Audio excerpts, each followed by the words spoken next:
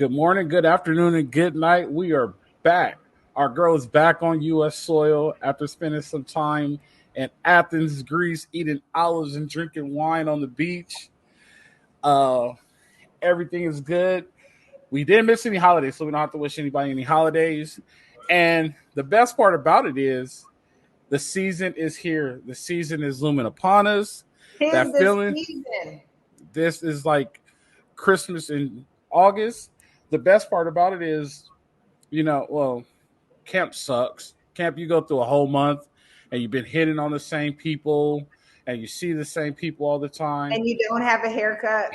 Don't have a haircut. Like, that's when you go run and get a hair. Now you got it. Well, salute to Troy. Salute to Troy. You do get a chance to leave campus and go get a haircut. Okay. So you do get a haircut, and then you get some time off. School started Monday or Tuesday, I believe. So school started Monday or Tuesday. So people finally moved in. You get to see different people. You get to try new food. You finally get a chance to walk over to Parkside and try Parkside's cafeteria food, other than eating at the Galen for 21 straight days. The worst part about camp, I'm gonna tell you the worst part about camp. Camp, you literally lose time. You lose time in camp.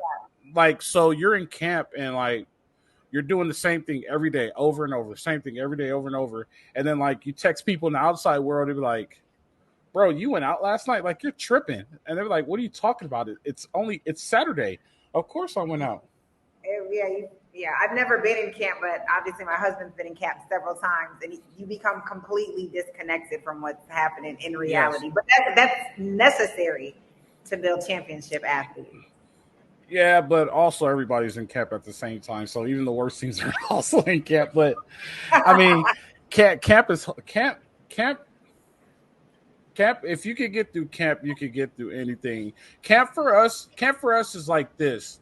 And I've seen it with you guys. When you guys come back to school, when you guys used to come back to school, and like you guys got that first week off, got adjusted, and then all of a sudden you guys were just on the track, just grinding, running stuff that you're not even ever going to run in the track meet, looking dead for the first month, just beat.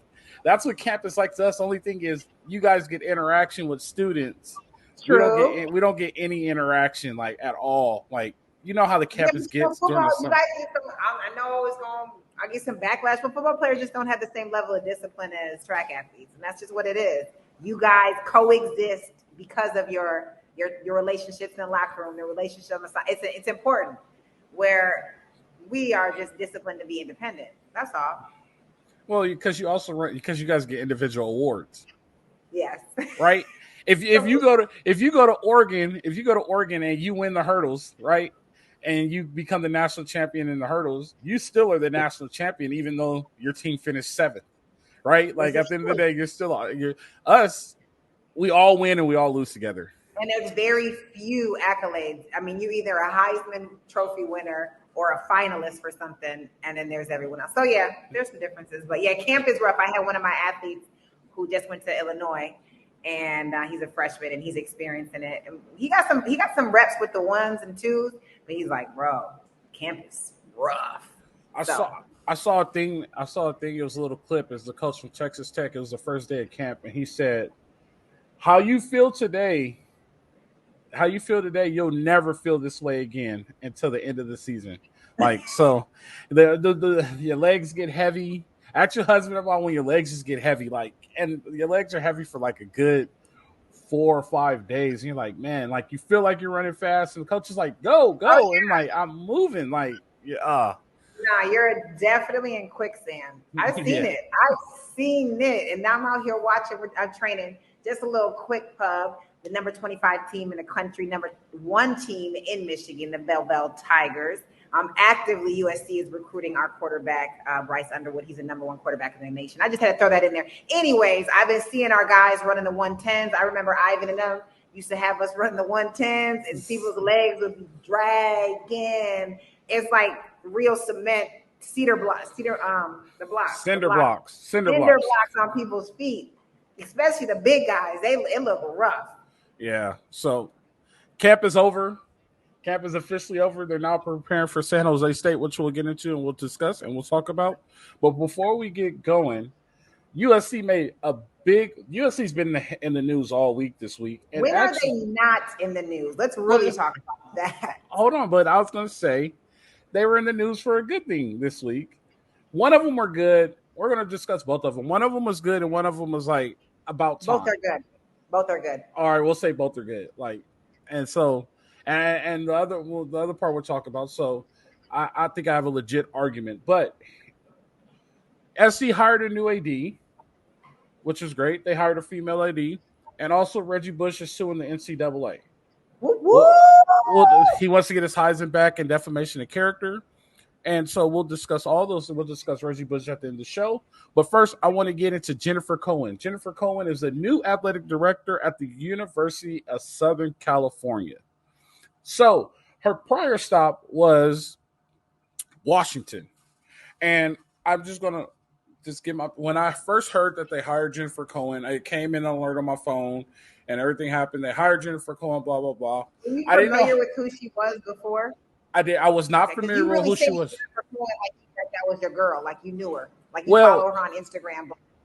Well, after I looked into her, she's been at University of Washington since 2010, right? So her being at University of Washington in 2010, she was responsible for building a softball field for the softball players, right? That was like her very first move. Like, and the softball team at that time was very good. She did the additions to Alaska football field, the Alaska Stadium, which is the football field. Every sport that's a revenue sport has been competitive since she's been there. For the most part, Washington is not a blue chip or a juggernaut school, but people nationwide know who Washington is. They have idea who Washington is, and the fact that Washington got the invitation to the Big Ten also says a lot about her. So the fact that they wanted to bring them in says that they make enough noise for them to be some type of competitor and be respectful. Me personally, I think this is a very good move, right? And it covers two bases. You're making the transition into a new conference, and you have an AD who's also preparing for a transition into a new conference, who's also was preparing for this exact same transition, per se. You've also covered the fact that it's not a masculine world out there, and them hiring a successful female AD is a good chance. Now, let's go here. Would it be a black woman? Would it be better? 100%, right? But when I go back and look at it, SC had a black AD and he actually did very well and he ran his time out. Mike Garrett was black, right? But he was an SC guy. So I so much come to think of it, because we talked about it before. Come to think of it, hiring a black or white doesn't really matter at this point. It's the best person for the job, and I think at this point, very early, that she might have been the best person for. Well, actually, the best person for the job was the AD at UCLA. He probably turned it down, but coming from a Pac-12 school, transitioning to the Big Ten, I think this was the best person for the job, and I think this is a good hire. What she does, that's a whole different situation, right? It's yet to be seen what is done. Do I hate it? No, I don't hate it. Like, am I excited about it? I am, because I want to see what she does, but I'm not. I don't, like I said, I don't dislike the hire. I'm not against it because of her rap sheet and what she's done at Washington. I'm gonna just be 100. Like, I'm gonna just keep it real. So I'm not for externals always coming into USC. There is a reason that the acceptance rate into USC is 16%. There's a reason there's an elite athlete and elite academia. Like, there's a reason we're elite. So yeah, sure. What you did at Washington, I'm sorry, not a big deal. Not a big deal. That's called the expectation. So sure, good hire. We went and got a woman. We're being innovative. We're happy. But every time USC decides to bring someone that's not from USC culture in, there's a challenge, because there's something special about being a USC Trojan. You understand what I'm saying? And I say that because I got the University of Michigan right down the street from me. I got Lansing, East Lansing and the Spartans, 45 minutes from me. And I knew growing up in this area, like, yeah, you're cool. But I knew that going to USC would be something iconic and legendary. Cool. She's all right. But we've seen what happens when we try. People are like USC, they're ready to like die for it that have never come in. And we're very protective, like about our culture. Everybody ain't out there throwing up fight on. You understand what I'm saying? So, like you said, do you think it's a bad hire? I think it's a safe, comfortable hire. I think it checks some boxes. I am always very skeptical about bringing people from the outside in because I think there's this glitz, this glamour. There's this, think about you. Do you remember what the weight room and the training room used to look like? And now people get to just apply for a job and come sit in SAS, and that boy got golf simulators and massage rooms and contrast tubs. We used to have to get our own ice. You understand what I'm saying? We were hooking each other up to elect STEM. So now you get to come in when what you guys, or even generations before, have built this mega USC. Nobody cares if Washington's in the Big Ten or not. USC and UCLA made that transition a year ago. Everyone else is jumping on the bandwagon. Let's just be 100. Do I think Washington is better for the Big Ten than Rutgers? Hands down. So kick Rutgers out and bring Washington in. Well, yeah, but all right. All right. Tell me one person that came from the outside that came into USC and really got it done. Pete Carroll? Yeah, I mean, well, all the coaches come from the outside, right? Like Lincoln Riley is getting it done, but I know. Okay, so like you're right. USC is a very special place for special people, and once you go to USC, you understand like why it is the way it is, and like, okay, I love USC this place. Coaches don't go to UCLA to coach. UCLA coaches come to USC and coach. Facts? Nah, Ken Norton's at UCLA right now. Ken Norton and Norm Chow, very, very, very special, unique people. Okay, they're just. But you know what I'm saying? Yeah, right. It's a special place. So, like when you get there, you have to be there to understand it. A lot of people say like, you guys are cocky and arrogant and this and that, but like and I've said this on the podcast when the AD first with Jamal and Ryan. We're just better than you. Like at the end of the day, like we're just better than you. And it's not us being cocky and arrogant. It is what it is. When you look at the downtown skyline, that's not owned by UCLA. That's not owned by Stanford. It's not owned by anybody in Arizona, anybody in Oregon, anybody in Washington, anybody that went to Cal. That is owned by USC. Like we are downtown LA. Like we are Southern California.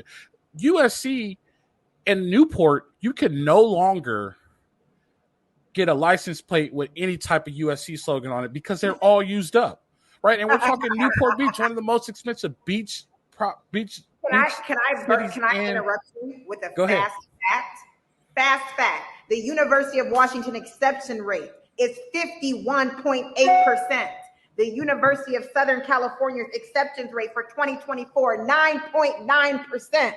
So if you want to think what you do in Washington with your 50% of people. Cool.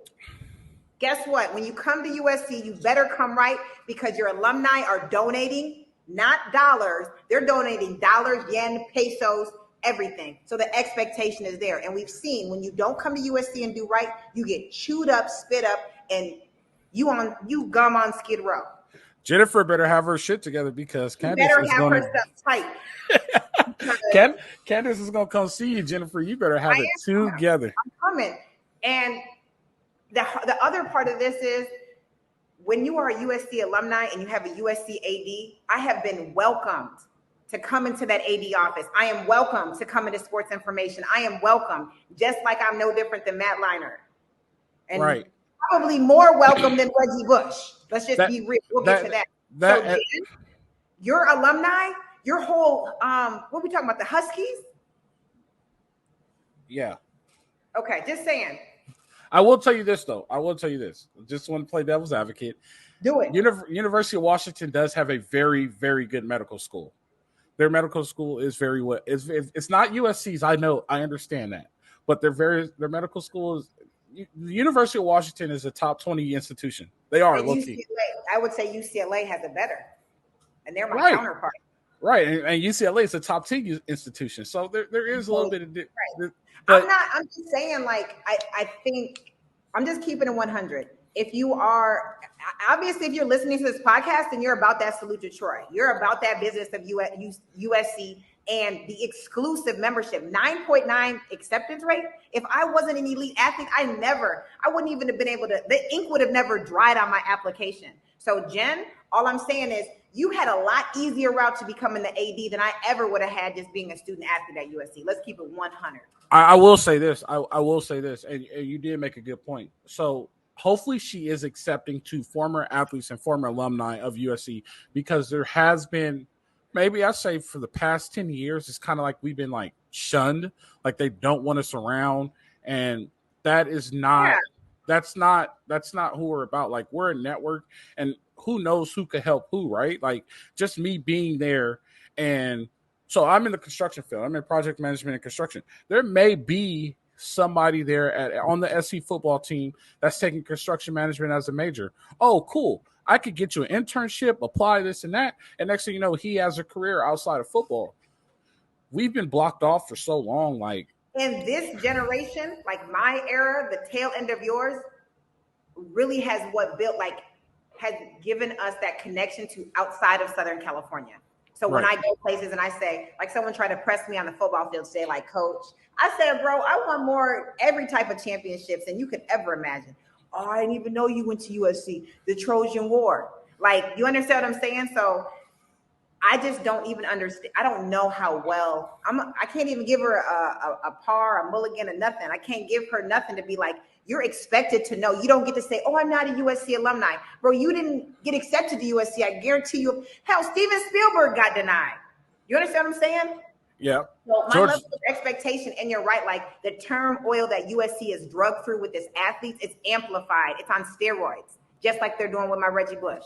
So I'm just saying, like, okay, Jen, I read her. I'm so excited to create the student athlete experience. We've been there, done that. It's already there. That when she made that comment, that comment right there was extremely out of line. And that kind of turns you off, because the student athlete experience is there, right? Like the student experience is there.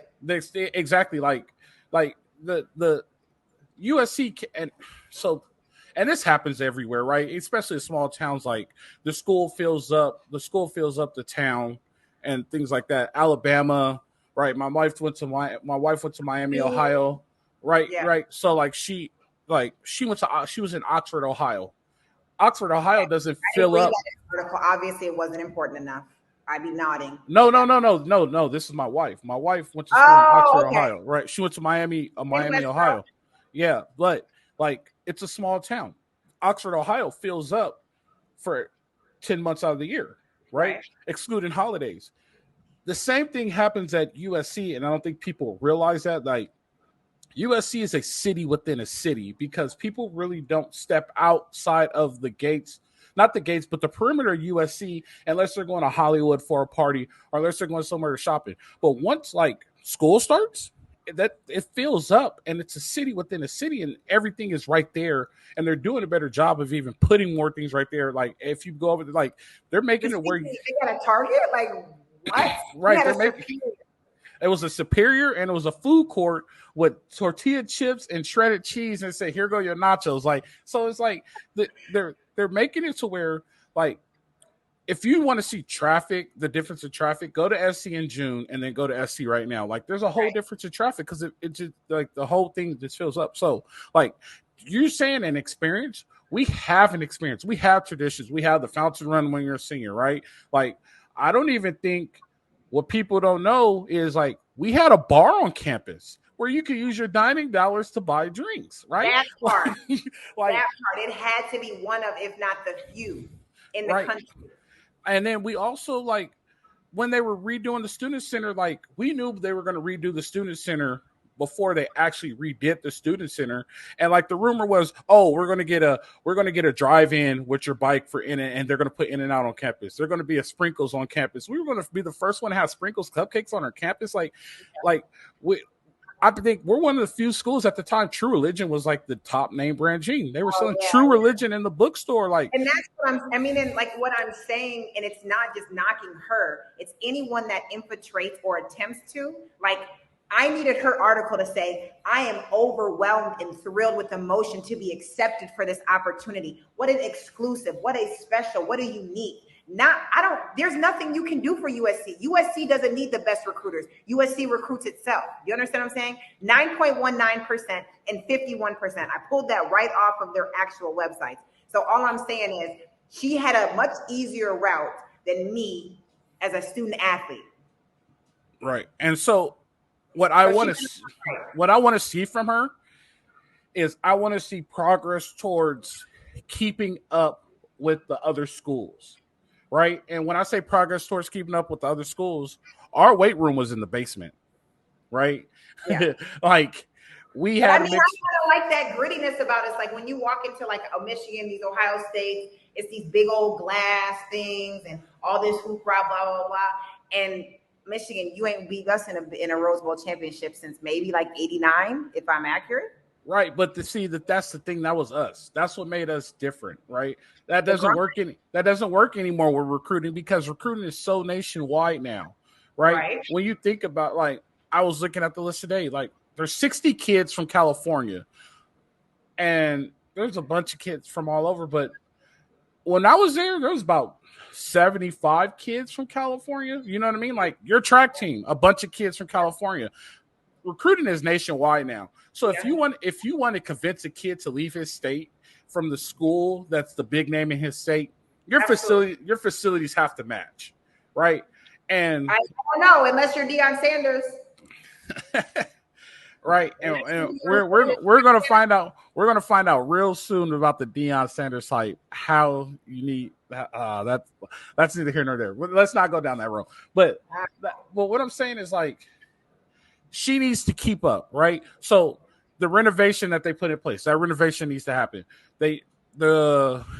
Anything that's going to keep up with the times needs to happen, right? Because you can't stay traditional USC. And I think us being alumni now, and we understand it, and that we can start making votes and moves like, hey, like, it's time to keep up. We need to do things to keep up, because if we're not keeping up with this NIL stuff, homegirl, you got to stay on top of NIL. Honestly, like, let's just be 100. It's going to be easy for her. The mistakes have already been made. She has an opportunity that when Reggie wins this lawsuit, she has an opportunity to make a Reggie Day at USC. She has an opportunity to unveil his jersey. She has a big opportunity. She will get my buy-in if she makes it right with Reggie Bush, bottom line. If she's like, well, let's play it safe and keep with the NCAA corporate thugging, then I ain't got nothing for you. No, I got you. You got to work on my alumni dollars going to a general fund. They'll go straight to USC track and field. With all that being said, Jen, you better do everything right, or you're gonna get a knock on your door. She has access. All she gotta do is make one phone call, Jen. She got a plug there. You better. She got a plug. You better get it right, Jen. With that being said, well, as we talked about earlier, it is college football season. The Trojans take on San Jose State Spartans. It's a Trojan war this weekend. We have Notre Dame's playing Navy in Ireland. The sports books are back popping. People are going to start playing the odds. And if you want to put your bet down for spreads, over-unders, and everything, we have the source for you. That's betonline.com. You put in promo code BELIEVE, BLEAV. We will match up to 50% and give you a welcome bonus. It's football season. It's back. It's time to start your gamble. And if you had been trying to play baseball by the innings, that's all good. But Salute to Troy is probably sponsored by BetOnline, and this is the time to get all your parlays in, get a good weekend parlay in, and start building the Christmas money fund. That's BetOnline. Excuse me, I said betonline.com earlier. It's betonline.ag. Betonline.ag. Put in promo code BELIEVE. That's BLEAV to get your 50% welcome bonus. Leading into that, it is game week. Truesdale Parkway is going to be crowded this weekend. All the students are going to rush over, kick the flagpole, and rush down into the students section. We're going to get the salute. We're going to have the band out, the band of Troy. We're going to get the number one battle call in the world pregame. Woo, woo, woo, woo. Coliseum is going to be full. I'm so excited. The Trojans take on San Jose State. Now, the big thing, the biggest person, there's two people, I'm going to tell you this. There's two people that have the weight of the world on their shoulders. And I'm going to go back to a coach that coached at USC and was doing a good job until he had the weight of the world on his shoulders. He was also dealing with a divorce at the time. That's Steve Sarkisian. The way he handled it was not the greatest way. He got his life cleaned up. I love Coach Sark. Coach Sark was there when I was there. Great dude. I have nothing against. But Coach Sark, people don't understand. The motto at SC is national championship or bust. Win the conference. Facts. Beat UCLA. You have to win a national championship. Lincoln Riley has set himself so far forward that he has to win a national championship. He wasn't supposed to be that good last year, but he was. You don't think so? Nah, I don't think he was. His roster was depleted and it caught up to him with injuries. But with that being said, people are expecting a national championship. The stands are going to be full in the Coliseum. He has a Heisman Trophy quarterback, which leads to the second person who has the weight of the world on their shoulders, Caleb Williams, right? What are you going to do as a returning Heisman Trophy quarterback? Are you going to repeat the Heisman, right? And I read an article on Fox. Earlier, not earlier today, but a couple months back, and said how he changed his mentality to where he has to be the dick because they were embarrassed by Tulane in the bowl game, right? So now he's a dick. He's on everybody's case. He's on everybody's head. There's a lot of things, though, that needs to be fixed for USC to be really good. And well, playing San Jose, they should get some opportunities to do some practice. No, 100%. So the thing that they really need to fix is their defense. And don't get me wrong. They brought in 2 linebackers. They brought in Bear Alexander. They hit the transporter. They recruited very well. But it's not the talent. It's not the talent that's the issue. It's the scheme. And the person behind the scheme is the issue. And Alex Grinch still there. I believe this will be Alex Grinch's last year at USC. Even though it's Lincoln Riley's friend, this will be his last year. Like, Caleb Williams, if Caleb Williams has one time better, right? If he's 1% better than he was last year, he'll win another Heisman Trophy. Because what he did last year was, if he's just 1% better, he'll be still better. He's gotten better than all the rest. He'll still win the Heisman Trophy. If Alex Grinch's defense is still as bad as it was last year, USC will not win a national championship. They won't even be invited to the playoffs. They'll still have 2 losses because offense can't win you every single game.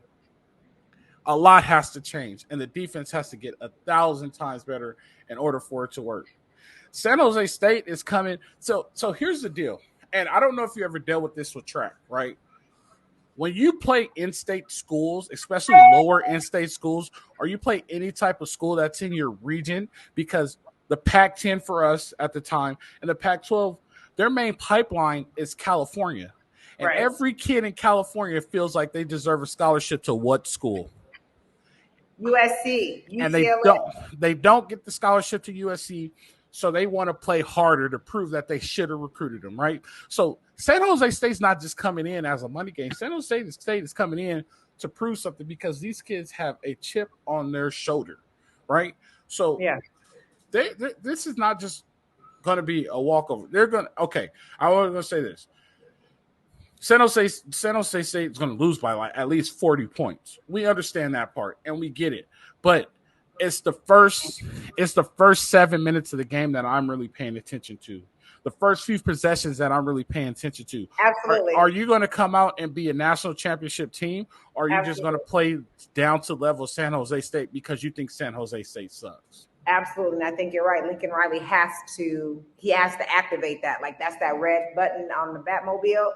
Like, it's not too the competition can't dictate that, right? And he has to know the audience. So USC, their shareholders, their investors, their donors, all of their loyal fans are looking to have it like come out, lay the hammer down, and make it very clear that the players can execute, who's in charge, and the rest of the game kind of feel some other players out, do whatever it is that they do. But Yeah, I don't know. I've never been a fan of these big schools beating up on the little schools.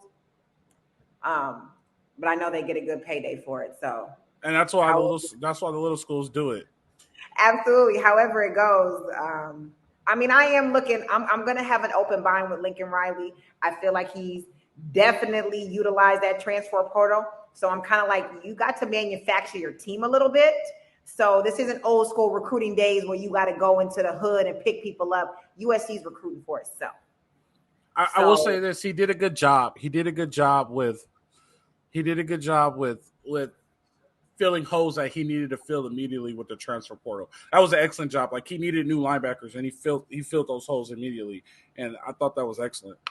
Well, yeah, I think that, I'm saying one of his strengths, because I'm so critical of him, but absolutely being able to see some holes, and maybe not the most glamorous, Why are you critical of Lincoln Riley? Again, I'm critical of anyone that comes from the outside. I'm critical of anyone that gets to come to this already manufactured, incredible. I mean, come on, we're talking about USC. It's like Duke when Coach K was there. Like, you really gotta mess some stuff up. And Clay Helton messed it up. That's why he had to go. SC was bad with Clay Helton. That's why he had to go. Like, yeah. That's what people don't realize. Okay, when Sark was last time, and that's the other thing. Like, yeah, we could talk about Sarkis in his personal life, but he was good. Exactly. He was good. And they gave it to Clay Helton. He just screwed it all up, right? They wanted to go back and check their boxes. And instead of being like, hey, we're a gajillion-dollar school with a wonderful medical, why don't we get this man some help? Instead, we're going to shun him and make it very difficult for him to be successful. That's a whole other conversation. Lincoln Riley, bravo. I'm hoping that your investment in your transfer portal pays out. As you said, if he's been being a dick and been on everybody's head, I'm hoping to see some assertive general out there. Okay? I don't got time for any games, especially if I'm using my frequent flyer miles that comes to the Coliseum. I could just wait till next year when they come to the big house. So, well, I will say this. Lincoln Riley was the best choice possible. Like, there was anybody that you would have got Lane Kiffin from Ole Miss. We could have got him. No, we already had Lane Kiffin, and Lane Kiffin did not do a good job. My guy. That whole crew's my crew. No, I understand. And Lane was already at SC. He's great where he is. Yeah, he's great where he is. They wasn't going to give Lane another chance. And I like Lincoln. When they hired Lincoln, I thought it was a great move. I like Lincoln. Like, I think there's just a lot of USC. We're being 100 transparent. Like, USC is making a lot of safe chess moves right now. And they need Yes. Administratively, they did make a chess move. As far as the head football coach, I don't agree with you. That was not a safe move. They pulled Lincoln Riley out of Oklahoma, who was in contention of being in the college football playoff, who's consistently won 12 games every year. 9.9 acceptance rate. We know that we can handle elite. We know that we can handle exclusive. Right. I get, and we went and got an elite exclusive coach. Like, I don't know. I'm not going to agree with you on Lincoln Riley. Hopefully by the end of the year, you'll be like, I love Lincoln. That's what I'm saying. I want to see a level of assertiveness on that sideline. I just see, like, I don't know. I see a kid that just got to walk in. And when I see, like, yeah, I know I relate everything to my Trojan. They had to grind for it. You feel me? Like, they had to grind for it. You're right. We're lucky you had your Carson Palmer, who established something that Matt could walk into, right? So now USC was not as hot as it has been. When we're talking about USC, stop acting like we're, Oregon State and Lincoln Riley's coming in walking on water. You feel me? So that's kind of where I'm at with it. Like, when you're coming into USC, your baseline is higher than average. You literally started at economy plus. You didn't start at low class. Right, but the problem was, I'll put it like this. How do I explain it? I just want to see what he's got. I'm looking forward to, was it 5 p.m.? So it'll be Saturday. Like 7. I'll be there. I'm going. I'll be there. Are you going? Yeah, I'll be there. Okay. So, but it's just, you said what? I said I'm going to save my frequent flyer miles. Yeah, it ain't worth going to San Jose State game. Don't worry about that. It's just. Especially Reggie Bush jersey's not hanging in the end zone. All I'm saying is they needed Lincoln Riley to take them over the top. They transformed from a 4-win team to a 12-win team in a year. I'm 100%. The debut, was that Lincoln or Caleb though? That's the question. I think that there's a bit of a combination, and I want to say that Lincoln came in and was able to get the buy-in of Caleb, but I also think Caleb was allowed to do what he did best, and you didn't have a coach that was trying to come in and impose what he knew had to be done. He took his players, took what they did best, and allowed them to be, I would say, a little bit of free, and maybe that's why he's coming down so hard and pulling the reins. He wanted to buy. Caleb Williams is pulling the reins. Caleb Williams said he was embarrassed by the Tulane game, and now he said that he's going to be a little bit more of a dick this year because he knows the potential of the team. But I want to get into some stuff, and I got a little bit of. I want to show you our. Let me see if we can pull this up here. I want to show you our opponent that we're going to play here. Got a little bit of offensive film. No, I got their defensive film. So there's some stuff I want to show you that I actually like from San Jose State. And the fact that – so I was a defensive coordinator and I coached college football. And I played the SJSU. I understand it. So one thing I did as a defensive coordinator, I always counted the box, right? Okay. And I always knew I needed to have one more. So if you look at Hawaii's box, they got 5 offensive linemen and they have a tight end. If you look at San Jose State box, they're very sound. They got 4 defensive linemen, and they got 5 in the box here, which probably he's also – the safety right here is also helping on run support. So they have a 7-man box, which they can't block them all, right? So there's 7 people on defense, and there's 6 people that are here to block. Unless you start including the running back and all this stuff, but that's a different game you have to play. Their +1 – makes them incredibly sound on defense. Now, the scheme as far as San Jose State goes is very sound. The difference comes down to the Jimmies and the Joes, right? So the talent level is going to be a little bit different. But if you look at this play, they back up. Producer. Come again? I said digital content producer. Got it up on the screen. There we go. So if you look at it from here, right? You see this? They're showing the 7-man box here, right? I'm not counting this guy right here because he's just a bluff and he's outside of the tackle box. Unless they're running what's called outside zone, and this guy right here comes and tries to block him, and then he overtakes him. They're not worried about this. The only issue I do have that's not really sound. No, that's fine. It's good. So here you go. You got your 7-man box. You're able to play. Only thing is Hawaii fucking passed the ball, which Hawaii does. So you can't really see how it is against the run. If I'm playing against Caleb Williams, to be honest with you, I'm always going to have one more in the box, right? And also Austin Jones. Austin Jones is a running back. He's coming back, and I believe he's a starter. But Austin Jones is a downhill runner, Austin Jones runs hard like Lindale ran. That's the best comparison I give you. He's not Lindale. Don't get upset.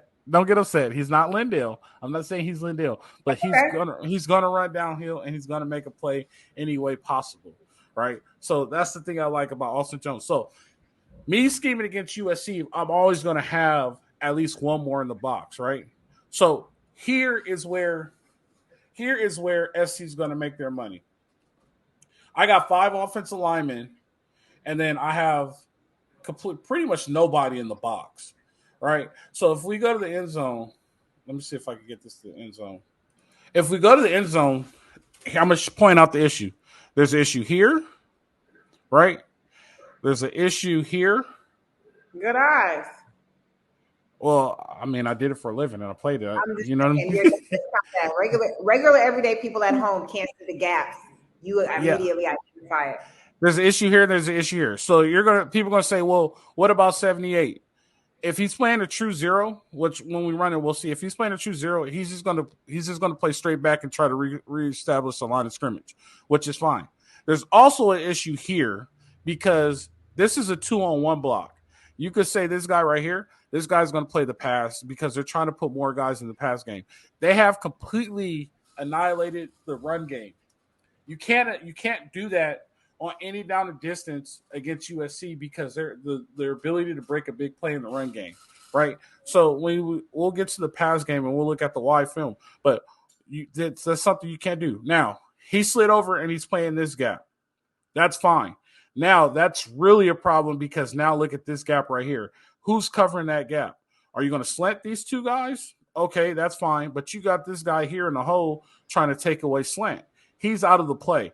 He's maybe 4 yards, 5 probably, out of the play. I'm not counting that guy. I'm not worrying him. You see this guy right here, number 31? He's already ID'd him and picked him up if it's a pass, which we know it's a pass because we saw the play from the sideline. He's ID'd him and picked him up. He's counted for. I now have numbers. I have 5 guys on these 4 guys, and this dude's 12 yards off the ball. There's no way that this guy's 12 yards off the ball. By the time he makes a tackle, it's a gain of 6. This is where he gets us sound. So they go from being very sound to being unsound, right? Here you go again. So another issue here. I don't count this guy. I normally don't count this guy. Some people may count this guy. We got an issue. We got 5 offensive linemen. Even if you do count this guy, even if you do want to count him, you could count him, but I wouldn't count him. You got 4, 5, 6, maybe 7, but he's so far out of the play. If the play comes opposite, then he can't help you at all. And you're going to see an uncovered gap here. No, they might be sound. Let's see. Boom. No, they're good. So they are sound here. But when you go and look at it from the end zone, here's a run. Nope. Play action again. Oh, that's a good job. That's a good route. I like that. That's Hawaii right there. That's a really good route. We got 6 because I count this guy as 6 because he's in the box. So we got 6 on 6. So just say, for instance, they ran the ball, right? You got a hat. You got a hat here. You got a hat that goes here. You got a hat that goes here. You got a hat that goes here. And he does what's pretty much called gaps, get like a gap seal. So all he has to do is just come and just block this guy and not let him out. If they run the ball and there's a hat on a hat, then he has daylight all day. You remember that guy that was standing out here? Mm-hmm. He's no longer there, right? So the issue with San Jose State, and it's going to be a benefit for he is there. That guy is there, but he's no longer in the picture. He's not longer in the box, right? So the issue for San Jose State that's going to be a benefit for SC, they're slightly unsound, and they're more worried about the pass than they are the run. SC is more of a 50-50, so they'll pass the ball and run the ball. And if Caleb Williams needs to make a play, he'll run the ball also. I just hope he gets out of bounds. So that is also a thing that's interesting to me because he has to stay healthy. Health is the number one concern for USC and Caleb Williams. So Russ Romano has his hands full because we got to keep our guy healthy. Is Russ still there? Russ is still there. Man, he's a treasure. There's nothing. Every single trainer is like, ice and stamp. Did you ice and stamp? Did you? Oh, my leg is severed. I got ate by a shark. Ice and stamp, right? Russ, like, you could have a paper cut, and Russ be like, let's take a look at that. How are you doing today? You feeling all right? Let's get that together. Shout out to Russ Romano. Jen, you better go see your boy Russ. Yep. So you better go down there. You've been there since the bricks. So let me ask you this question. You finally got something in the mail that you've been waiting for. Yes. AG1? I think it is AG1. Tell us about AG1. All right. Well, I gave AG1 a try because as a former professional athlete, we have these fantastic routines. Well, as you become a mom and a wife and a coach and a little bit more civilian-like, you get further away from those routines. So I was insanely jealous that my boy Al and everyone else on the West Coast was already getting the one-up on me with sunshine and breezy skies and nice temperatures. I had to get competitive, and that's where AG1 came in. So I wake up in the morning. I get a little tempted to grab the trail mix, but I'm like, no, I need this AG1 on my empty stomach. It has remnants of strong, vibrant greens. I love how it makes me feel full without feeling heavy. I haven't used it before I worked out, but I can tell you my belly stays flat, I don't get bloated, and I feel energized throughout the day. And that's coming from an Olympic athlete. Try AG1. Get your AG1. Go to drink AG1. Drink AG1. ADJenniferCohen.com/salute to Troy, and you get a free welcome package. It includes a travel sample and your AG1 package with vitamin D. Also, get that. Y'all see how good that girl's skin is? That's from California sun for 4 years. That's a little bit of grease on it, but it's gonna stay that good because she's gonna drop them vitamin D's in her AG1, shake it up, and drink. And let me tell you, for anyone who's like, I'm not trying to be an Olympic athlete, I'm not trying to be this. Let me tell you something. I'm now a civilian. I'm a domestic. I'm pretty much in between a stay-at-home mom and a high school coach. That's what I am. So I'm not out here trying to have these Olympic goals anymore. All right, they might not like this, but the laziness of the poor eating habits, the late bad adulting and not getting the proper groceries, that AG1, bro, help my pockets out easy. I'm like, bro, if I get the AG1, I cut back on this grocery bill a little bit. Definitely. Good deal. So, moving forward, SC was in the news twice. We got a new AD, Jen, you better have it together. Or Jen, go see Russ. Jen, if you hear anything, go see Russ. He is in the basement, in the training room where y'all got contrast tubs now. So a former USC All-American, national champion, Heisman winner, has filed a lawsuit against the worst governing body in the history of man. Amen. He filed a defamation lawsuit. He also filed a lawsuit in order to get his Heisman Trophy back, all his accolades, and to get his wins back and his records back. If you don't know who I'm talking about, we're talking about the legendary Reggie Bush. Number 2 running back at USC, my boy Reggie Bush. We won't go there, but I had him at number 2 also. Oh, you got OJ. I had OJ. But so the Reggie Bush has filed a defamation lawsuit against the NCAA. This right here is going to be the biggest lawsuit in the history of the NCAA. It's going to look so dumb. The only issue I have is that Reggie Bush filed a defamation lawsuit.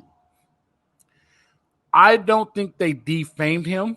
Wait, let's just talk about defamation. The action of damaging a good representation or reputation of someone. Damaging. So yes, they damaged his image.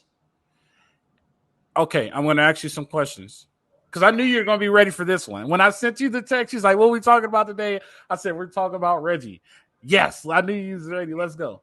I'm going to ask you this question, right? And we all know the answer to this question.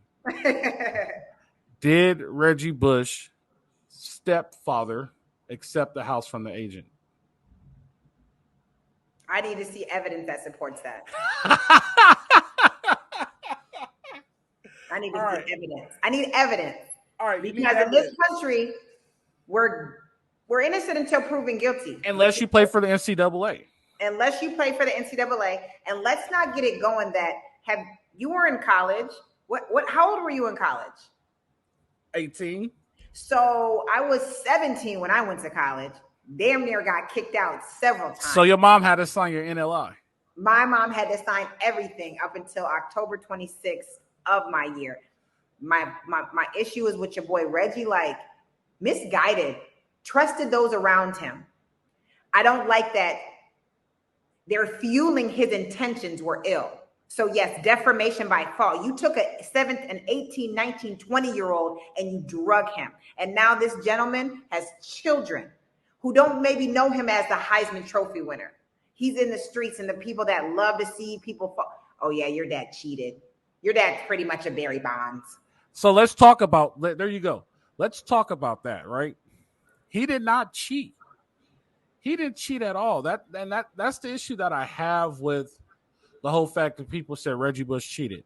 If Reggie Bush didn't take the house, he will still be Reggie Bush, and it did not help him perform any better.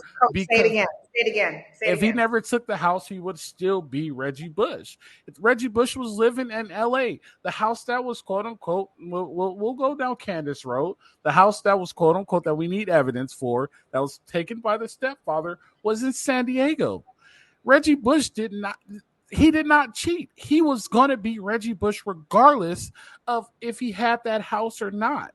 The fact that you took away his Heisman Trophy and calling him a cheater, saying, like, you're taking away the fact of everything he did on the field.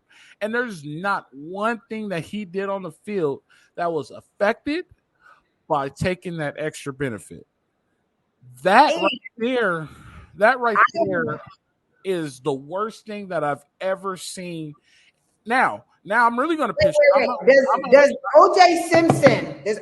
Simpson have a Heisman Trophy? Yeah, he does. Excuse me, does O.J. Simpson, you talking about they had actual evidence with gloves? He wasn't convicted, though. The glove don't fit, you must have quit. If the glove don't fit, you must have quit. He wasn't convicted. O.J. Simpson had the opportunity to face his own character and still has his Heisman sitting in there. In your point, I don't ever expect a civilian that sits in the NCAA behind a desk that pushes papers and clicks a mouse to ever understand the things that Reggie Bush did. I don't ever understand to run on a blade of grass. I never expect that. But that's the thing. When you're in those roles, when you chose to be in the NCAA, student athlete, I'd be like, fine, take his Heisman because he used what's that new thing the kids are using? Chat AG, whatever, that be writing papers. Chat BBT. If he used Chat BBT to get his degree at USC, take his Heisman because he's a student athlete. Hey, don't do that, because if I was just going to have Chat BBT, I'll have straight A's. I'll have straight A's. If he's a student athlete, all you hear is the student athlete, and you're a student first, and we're this, that, and the other. Attack his student. Attack his that. Don't attack. Don't do it. Don't do it. And now you're out here giving NIL. So here, you ready for this one? I'm ready. Cam Newton got in trouble for the exact same thing, and the punishment was that his dad was no longer allowed to go to any more college games. His dad took a church storefront from, I think, Ole Miss or somebody like that, and the punishment was that his dad was no longer allowed to attend college football games. So, you know how they say the players aren't allowed to bet on themselves, and we got players that are being pure evidence, like you're betting on yourself at the facility. That's real idiotic. Who's to say that these people at the NCAA don't have biases on? If you graduated from UCLA and you get to adjourn over the case of Reggie Bush, you understand? Oh, no. There's a bias. There's a bias with the NCAA. And if you are in the SEC conference, you are allowed to do whatever you want to do, however you want to do it. And it does not last in any news cycles. They act like it doesn't exist. And you know why it doesn't last in news cycles? Yeah, and I hope you quote me because it's the SEC. The 2.0 GPA that they're required, it probably goes one ear and out the other for them to process the information properly. Let's just keep it 100. Right. SEC. So when they do have bias, they've been crooked and shady for a long time, and to be honest with you, and people may argue with me, and I don't care. I'll tell you this firsthand. I was in Nashville for a coaches convention, and with the group of coaches that I went with, we went and stopped by Vanderbilt, and that's where James Franklin was still there. And he walked through, and he was like, hey, like, Georgia just got 4 kids at the semester, and we're trying to keep up. But the hardest part about it is we know how Georgia plays, and we can't play like that at Vanderbilt. No, right? I have a current athlete at Vanderbilt, and their football team is garbage. But what I'm saying is you think Nick Saban has all these good athletes because Nick Saban is winning? Do you think if Nick Saban had the same restrictions on him, send Nick Saban at USC? Let's see how good Nick Saban really is. Send him That's to USC. Why Nick Saban's not at USC. There's a reason why Nick Saban went from LSU to the Miami Dolphins to Alabama, because they were allowed to cheat, and everybody knows that they're allowed to cheat, and everybody knows that they're allowed to play dirty. Keep saying that word. Well, they're legit cheating. They're paying people to come to their university. You were not allowed to pay people to come to university until 2 years ago. It is a known fact that they're paying people. That is cheating. Absolutely. You mean to tell me DJ Ugalele out of St. John Bosco, who lives in Downey, California, wants to go to Clemson on his own? Why would he leave California to go to South Carolina? That makes no sense, right? No. When I was coming up, there's only 3 places you go as a California recruit. You go to USC, you go to UCLA, and you go to Miami. You maybe go to Florida State. You're not going to any of those other places unless you don't have any other offers. That was the only place you go. Texas wasn't even in consideration. That's why Texas was struggling. Everybody's wondering why. What happened to Texas? Texas didn't cheat. The SEC got good because the SEC cheated. Like, you can't tell me you got a kid who has text messages from his coach and posted them on the day of the draft talking about, oh, my mom's lights are about to turn off. When are you going to send the money? There's legit stuff saying that. Like, you guys know this happens and you guys just keep turning the other way. And then when you drop the violation you dropped is because of lack of institutional control, because the head coach had inappropriate stuff in his cell phone. No, the investigation was because Larry Tunsil ratted you guys out the day of the draft, and then you guys just overlooked it. Then when you get somebody in the Pac-10 at the time that's beating Auburn in the SEC, that's smashing Arkansas, that's in the SEC, and these were the top 2 teams in the SEC at the time. When you get somebody who's smashing them, and then all of a sudden you look into it, hold on, Reggie's doing the same thing as the kids at Auburn and Arkansas. Why is Reggie getting all his stuff taken, right? And you're calling him a cheater? He didn't cheat. He ran fast and scored touchdowns. That's what he was supposed to do. They keep using the phrase, and this is where he'll catch them up on it. Like, you're using the word pay to play. You're using the word pay to play. Like, stop it. Stop. There was no pay to play. No. So stop it. Because he definitely was eating Galen Center just along you and I. Let's just keep it 100. That's the other thing. Like, stop. Who are you investigating? Who are you getting you're here saying your whereabouts?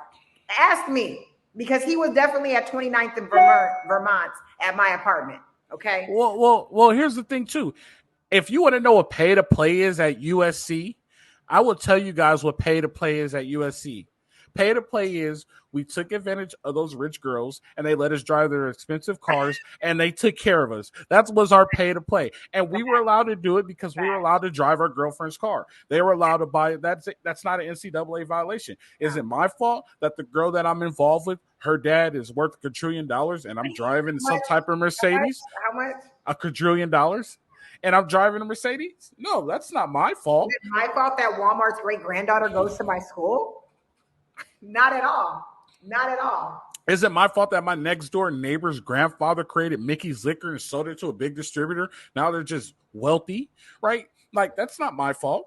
Okay, she let me drive her car. We're heavily involved. Like, that was our pay to play. Yeah, I'm not even entertaining.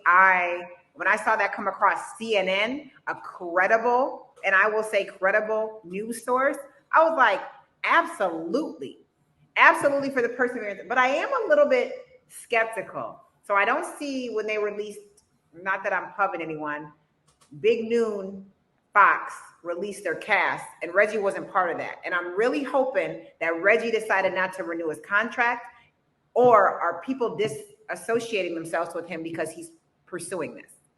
That's a concern of mine. Or he might just be taking time off because his kids are a little bit older.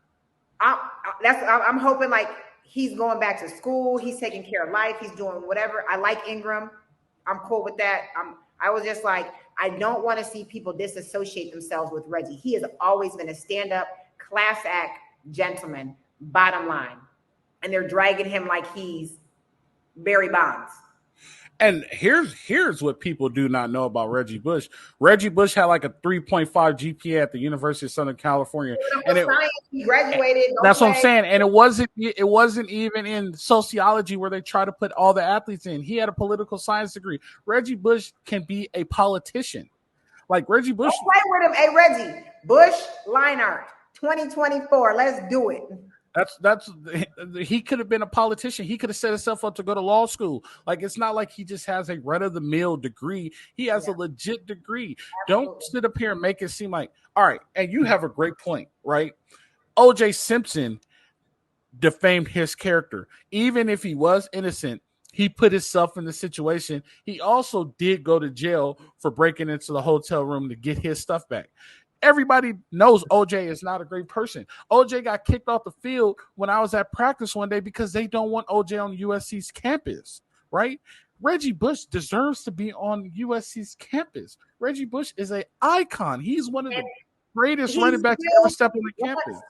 Let's talk about the class act he is. He still wants. USC is tightrope walking that. What is it? They released a statement saying that we support his pursuit of regaining like his innocence or regaining his Heisman. I thought that was a safe comment, and I get it. But I'm gonna need you to be like, I'm gonna need you to run it back.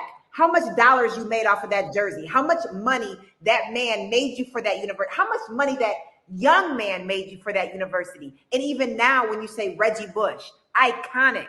He's modern day iconic. He's not, no offense, like OJ, Marcus Allen, Mike Garrett. Kids this generation can't connect. If it look pixelated or grainy on YouTube, they're not watching it. But you're talking about a Super Bowl champion. You're talking about a Heisman champion. You're talking about an incredible athlete. They know Reggie Bush. So I'm going to need USC to run that back. I'm going to need a little bit more support. I'm going to need a little bit more. Jen, here's your opportunity. Jen, Reggie Bush, you are welcome on our campus. So that's second chances. Everyone deserves them. That's the crazy part, though. Like, you're right. Reggie Bush isn't on the big noon kickoff, but you put Urban Meyer on there. Urban Meyer is the worst person ever. Urban Meyer is the biggest hypocrite. Did you watch Swamp Kings? Unfortunately, I think that everything that you're saying about him and all of his controversy is why he's on there. But a black man that's pursuing his innocence is not. But a man who's in the bar doing what he's doing is. Not even the bar. There's some stuff out there in the coaching world about Urban Meyer that is not great. But I'll tell you this because it's on Netflix and it's truly not a lie. Urban Meyer sits there in interviews and acts like he doesn't cuss. And there's video clips of him cussing. He said, oh yeah, this dude talks terrible language. And then the next thing you know, there's 2 clips later of him in the locker room using the F word, just dropping F-bombs. Like, Urban Meyer, what are you trying to prove? Like, when Urban Meyer comes to Ann Arbor, he literally is detailed with FBI agents. They are afraid that people will throw like chemicals on his face when he comes to the Big Noon set. It's insane. Like, the actual hate that they have for this man is insane. I mean, the hate that I have. Let me tell you what. Okay, so here's the problem. And maybe it is race. I'll let you die. I'll let you get on that. I'm on the safe spectrum, you know. No, I hear what you're saying, but I'll let you sit on that hill and you could man that army all day. So say it is race. Say it's because Reggie Bush is black and Urban Meyer is white. Urban Meyer is a slime ball. Fact. There's stuff out about Urban Meyer that makes him a slime ball. So for you to put him on TV, right? So the issue is you're worried about Reggie Bush and you're talking about Reggie Bush saying that Reggie Bush is a bad guy and he cheated and this and that, blah blah blah, this and that, right? But what are you gonna tell your kids about Urban Meyer? What's gonna happen when stuff about Urban Meyer comes out? Like, what are we doing here? Right? I mean, I saw it and I'm like, I was a little bit disappointed, but I'm like, you're right. You know what? His kids are getting, but it's 16 weeks and they fly in, they fly out. It's not an everyday thing. He's dynamic on there. He provides an insight that not everyone can. You got Matt on there who's a Heisman Trophy winner, but for the most part, like what he's been able to achieve at every level, what he identifies on the field. You got Desmond.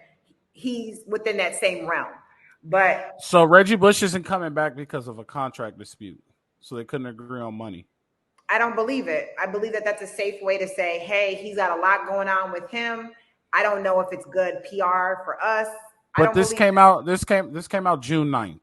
So yeah, this but was he's been before the loss. pursuing that. He's been doing this NCAA thing for a minute. He's been doing on his personal stuff like, oh, I'm coming. I think now.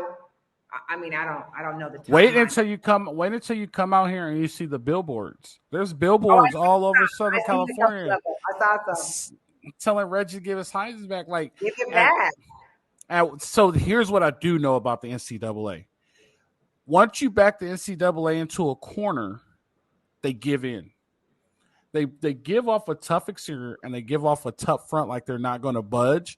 But once they're backed into a corner, they give in. Here's a perfect example. The SEC is paying their players. The top ACC teams are paying their players. The Big 12s of the world and the Pac-12s of the world and the Big 10s of the world are like, hey, man, like, you need to do something about this. Like, it's obvious now. It's no longer a secret. It is obvious now. You need to do something. Okay, NCAA, nope, they're amateurs. Nope, they're amateurs. You need to do something. Nope, they're amateurs. All right, we're going to leave the NCAA and we're just going to establish our own stuff. And guess who we're going to take with us? We're going to take the SEC with us too, because they also want to be competitive and they're not going to stand NCAA playing the Bowling Greens of the world. Back them into a corner. Oh, yeah, you could get paid for your likeness. Yeah, you could get NIL deals. You could get paid to play now. Hold on. How is it that the NCAA makes profit? You said what? How is it that the NCAA makes money? Off of student athletes. There is a great. And you know what? This is my other thing. Cool. This is where I'm going with this. Hey, Reggie, you're not getting your Heisman, but you know what? I need an accountant to check the books on every itemized detail that you made off of Reggie Bush. So if he don't get his Heisman, then I need to run that money back, because you knowingly accepted money off of his likeness and image that he would pay to play, right? So NCAA, you didn't take your tag out of that jersey when you sold it. You didn't take your stickers off of any t-shirt that had him off it. You knowingly sold merchandise and apparel and allowed a university continue to let that kid play there until after the fact. So stop it. NCAA, I'm coming for your books, and I want to see every itemized line of Reggie Bush apparel, everything. And I'm almost positive he still has the highest paid jersey in college football.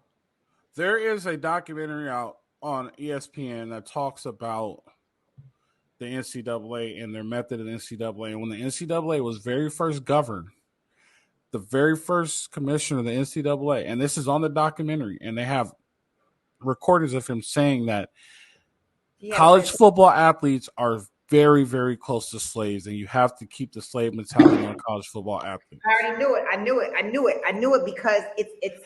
And I might be quoting wrong. I might be a little bit off, but it's very similar to that. But I always said, like, man, this is modern day slavery. Like, it doesn't. And once you become a college athlete, it doesn't. And race no longer matters. Once you put your name into the college, what was it? The college board that you had to put your stuff in. Once you sign up for college board and you put your SAT score and your final transcripts in there, and you sign your national letter of intent, and your clock starts, you now have 5 years, 5 times 60 months of slavery.